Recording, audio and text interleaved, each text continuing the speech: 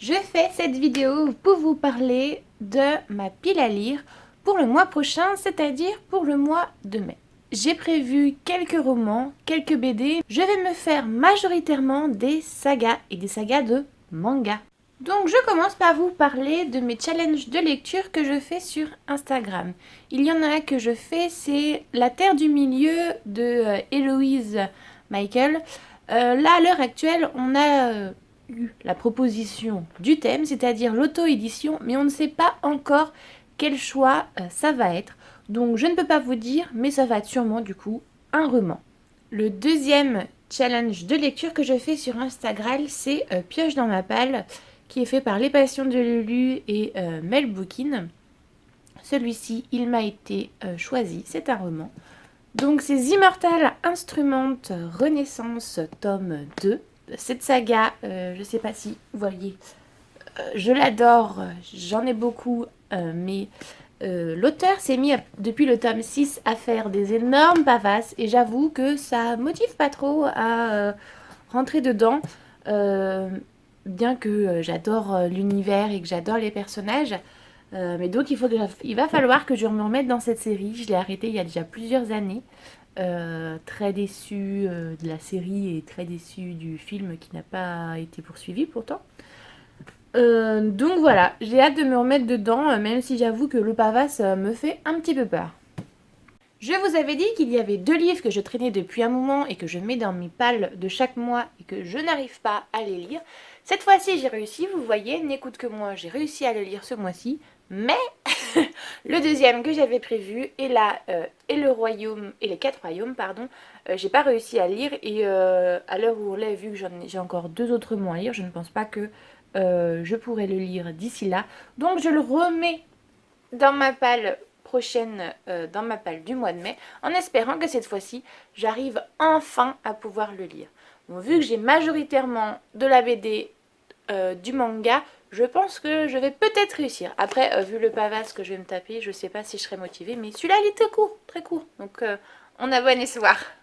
Alors, maintenant, je vais vous parler des BD. La prochaine dont je vais vous parler, j'ai déjà lu le tome 1 au mois d'avril et je m'apprête à lire le tome 2, du coup, au mois de mai. La Horde du Contrevent, qui est une adaptation d'un roman SF. J'avoue que le style graphique et même l'histoire en tant que telle n'est pas forcément dans mon genre, mais justement j'ai voulu me sortir un peu de mon confort, de ma zone de confort, et donc je me dis, bon, t'as lu le tome 1, autant lire le tome 2, comme ça tu pourras au moins dire ce que tu as aimé, ce que tu as pas aimé, et avoir une vision plus d'ensemble en gros. Autre BD que j'ai commencé, j'ai lu le tome 1 au mois d'avril, et donc au mois de mai je vais lire le tome 2, 3 et 4. Non, c'est l'inverse.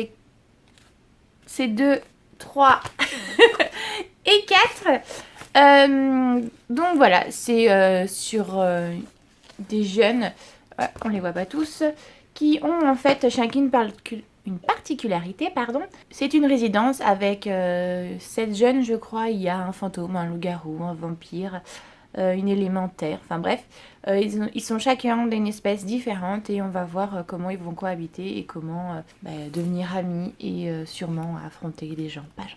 Alors pour le coup, celui-ci, ça va être une totale découverte parce que c'est le tome 1 et je ne sais absolument pas de quoi ça parle. Mais quand j'ai vu la couverture, je l'ai trouvée trop mignonne et vu qu'en ce moment je suis pas mal dans tout ce qui est herboristerie, la vertu des plantes et tout, je me suis dit, allez, laisse-toi tenter. C'est de la jeunesse, le graphisme a l'air mignonnet, donc je sais pas vers quoi je vais, mais au pire, je me dis c'est une petite BD jeunesse, ça me prendra pas longtemps, donc pourquoi pas essayer. On reste dans les BD, dans ma médiathèque, on a des nouveautés, et en l'occurrence, on a l'Estrade de Pénélope Bagieux. Pénélope Bagieux que j'adore, qui a fait Les Culottés, qui a fait pas mal de romans graphiques ou BD que j'ai déjà lus. Donc là, quand j'ai vu cette nouvelle-là sortir et surtout arriver dans ma médiathèque, je me suis dit, allez hop, je le prends vite fait avant qu'un des adhérents le prenne. Comme ça, je pourrais me faire mon avis dessus. Je suis allée au salon du livre, enfin au printemps du livre de Montaigu cette année. J'ai déjà été bénévole il y a 3-4 ans maintenant, quand j'étais étudiante en DUT Information et Communication, option métier du livre et du patrimoine à La Roche-sur-Yon. J'ai été bénévole, donc j'ai aidé à vendre les livres sur les stands de libraires et à aider aussi les auteurs, tout simplement, que ce soit pour aller manger, pour pas oublier leur train, enfin bref. Du coup, j'ai décidé d'y retourner cette année en tant que simple visiteuse. Et je dois dire que j'ai été un petit peu déçue parce que je ne m'attendais pas à ça. Avant, ça se passait tout au même endroit. Il y avait certes, c'était plus concentré, il y avait beaucoup de monde, mais au moins tout était concentré. Là, cette année, ils ont fait différents stands dans différents endroits de la ville. Et donc, j'ai trouvé ça assez spécial et moins agréable. Enfin, voilà. En gros, j'ai moins aimé cette édition que les éditions précédentes. Ça ne m'a pas empêché d'y aller et ça ne m'a pas empêché de craquer. Mais j'ai été raisonnable. J'étais partie avec un budget, je m'étais dit tu dépenseras pas plus de 100 euros. Et au final, je crois que j'en ai pour 56 ou 59 euros. Enfin bref, je n'ai absolument pas dépassé mon budget, ce qui n'était pas arrivé la fois précédente où j'avais complètement craqué. Je crois que j'avais triplé le budget. Enfin bref, voilà. Passons du coup donc aux achats que j'ai faits. Donc, il y a beaucoup d'achats que je voulais faire, que je n'ai pas fait. Il y en a que j'ai relativisé, ce que je trouve plutôt pas mal parce que du coup, depuis que je travaille en médiathèque, je ne saute plus sur les livres comme je pouvais le faire pendant toute une période où j'avais besoin d'acheter. Maintenant, j'ai remarqué que je deviens de plus raisonnable. Je ne sais pas si c'est parce que je vieillis ou si c'est parce que je travaille en médiathèque, donc j'ai moins la sensation de vouloir posséder un livre. Une fois que je l'ai lu, je suis contente de l'avoir lu, mais je suis pas obligée de le posséder. Donc, sauf si évidemment c'est un coup de cœur énorme, mais ça c'est encore autre chose. Donc, dans les livres que j'ai achetés, vous verrez, ils sont ils ont beaucoup de messages qui pour moi me semblent importants. Rien à perdre, donc du coup ça parle sur les formes, l'acceptation de soi, de son corps, et je trouve que ça pourrait être du coup un sujet très intéressant, donc je me suis dit lance-toi, prends-le, achète-le, et évidemment je vais le lire, donc je vous dirai ce que j'en ai pensé. J'ai aussi acheté, un peu dans la même vise, à volonté, de Mademoiselle Caroline Imatou, deux autrices que j'affectionne particulièrement comme Pénélope Bagieux, surtout Matou, j'adore tout ce qu'elle fait très clairement. Du coup, c'est encore sur le corps de la femme et sur les dictates qu'on nous impose. Donc, je vais être dans la même vibe pour ces deux romans graphiques-là. J'ai pas trop de doute que je vais adhérer et que je vais être totalement d'accord avec ce qu'elles disent, qu'on juge ce qu'il y a dans nos assiettes, comment on s'habille et tout et tout. Donc voilà, une lecture militante du mois prochain. Pour les deux romans graphiques que j'ai achetés au Salon du Livre, je n'ai pas vu les auteurs, alors que pour celui-ci, si. J'ai rencontré Lilian, même si je ne l'ai pas fait dédicacer. On a pu un petit peu discuter avec lui. Ta deuxième vie commence quand tu comprends que tu n'en as qu'une. C'est une adaptation, si je ne me trompe pas. Et du coup, donc, je vous disais, j'ai rencontré Lilian qui disait qu'il était très surpris, lui venant de Montréal, si je ne me trompe pas, de l'ambiance qu'il y avait dans les salons, surtout dans le salon du livre de Montaigu. Il disait que les gens étaient curieux, ils l'interrogeaient, ils parlaient entre eux, ils touchaient les livres et tout, alors qu'apparemment, dans les autres salons du livre qu'il a pu faire, les gens sont un peu plus sur la réserve et osent moins venir vers lui. Donc il était très content, malgré qu'il habite très loin, il dit peu importe tous les ans, si vous m'invitez, je reviendrai parce que j'aime beaucoup l'ambiance. Donc avoir parlé avec l'auteur donne évidemment encore plus envie de lire la bande dessinée, même si c'est une adaptation. Lilian, il a fait beaucoup de choses. Je reprends parce que nous avons été coupés, j'avais plus de batterie. Donc je parlais de Lilian, qui est donc assez connu, qui a fait plusieurs choses.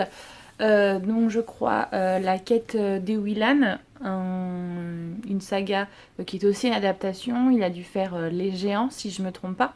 Enfin voilà, c'est une personne assez connue et qui a fait plusieurs choses.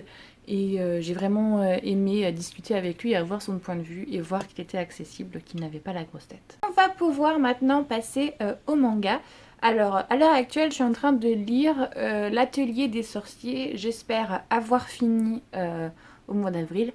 Sinon, je continuerai la suite de cette saga au mois de mai. Je ne l'ai pas avec moi, mais j'ai décidé de lire, parce que je l'ai vu qu'on allait les avoir en nouveauté dans ma médiathèque, les 3 premiers tomes de Promise of Neverland. J'en ai énormément entendu parler, je ne sais absolument pas de quoi ça parle. Du coup, je me suis dit que j'allais au moins essayer de lire les 3 premiers tomes. On verra ce que ça donne. pour le mois de mai. Comme j'ai décidé que le mois prochain serait le mois des mangas, eh bien j'ai décidé de lire énormément de séries de mangas. A commencer par Beyond the Cloud. À la médiathèque, on a les 4 premiers tomes. J'ai vu qu'ils ont été conseillés par Thibou, une youtubeuse. Donc j'ai décidé de me lancer, on verra ce que ça donne. Si j'ai bien compris, c'est une jeune fille qui tombe du ciel et un jeune homme va essayer de l'aider à retourner chez elle. Enfin bref, j'ai trouvé que c'était mignonnet et ça a été conseillé, donc je vais essayer de voir ce que ça donne. Dans ma médiathèque, j'ai aussi récupéré le renard et le Tanuki, voilà. On en a 3 tomes, je crois qu'il en existe plus, mais on a que ces 3 là pour le moment. Au niveau graphisme, je trouve ça plutôt mignonnet, donc je me suis laissée tenter. Après, en découvrant l'histoire, je me rends compte que c'est peut-être un petit peu plus sombre que ce que je m'attendais. Mais c'est pas grave, je me dis, tonton, de toute manière, ce mois-ci, j'ai décidé de me lire pas mal de mangas, de sagas de mangas. Donc, ça va en faire partie. Je ne les ai pas encore tous avec moi parce qu'il me manque le tome 1. Mais j'ai décidé du coup de me faire les 11 tomes de Roji. C'est dit jeunesse, ça a l'air mignonnet comme tout, vous voyez, au niveau graphisme, il y a pas mal de chats partout et tout. Je sais pas trop quoi de ça parle, pareil, mais j'ai remarqué qu'en jeunesse, de toute manière, c'était en général assez choupi et que ça se lisait bien facilement. De plus, je fais des challenges de lecture où c'est le nombre de pages qui compte.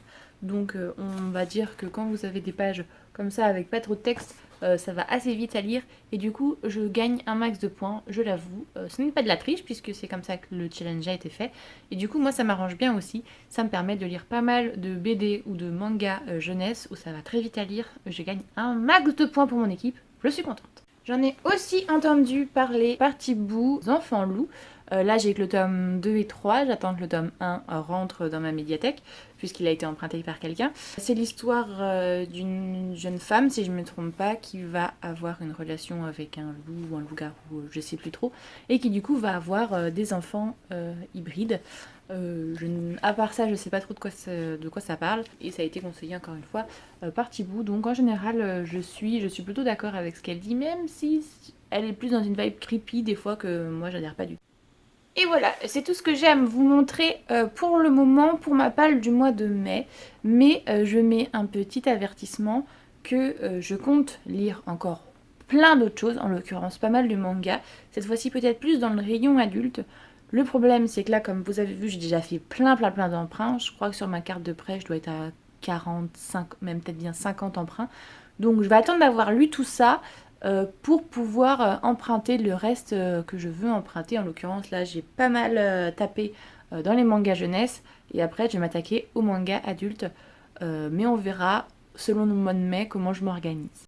Je vous laisse me dire en commentaire s'il y en a que vous avez déjà lu ou pas dans ce que je prévois de lire. Si vous les avez aimés, si oui ou non, et pourquoi. Et je vous laisse liker cette vidéo si vous l'avez aimée, vous abonner à ma chaîne si vous voulez voir les prochaines vidéos. Et voilà, moi je vous fais tout plein de gros bisous.